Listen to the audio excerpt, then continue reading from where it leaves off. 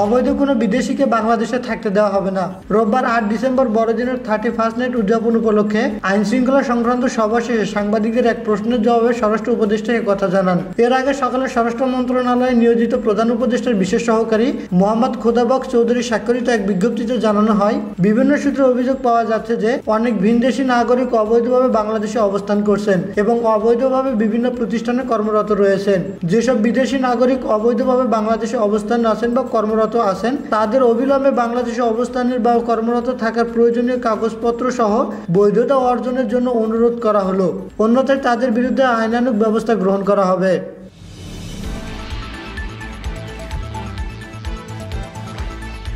এই বিজ্ঞপ্তির বিষয়ে জানতে চাইলে স্বরাষ্ট্র উপদেষ্টা বলেন, অবৈধ বিদেশিদের বিষয়ে আমরা পত্রিকায় একটি বিজ্ঞপ্তি দিয়েছি। কোনো বিদেশিকে অবৈধভাবে বাংলাদেশে থাকতে দেওয়া হবে না।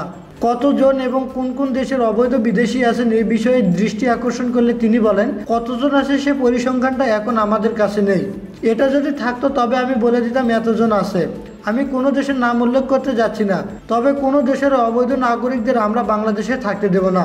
এখন এই সিদ্ধান্ত এলো কেন, এ বিষয়ে তিনি বলেন, হঠাৎ করে নেওয়া কোনো সিদ্ধান্ত নয়, আইন শৃঙ্খলার সঙ্গে এটা জড়িত, এর কোনো সুনির্দিষ্ট কারণ নেই।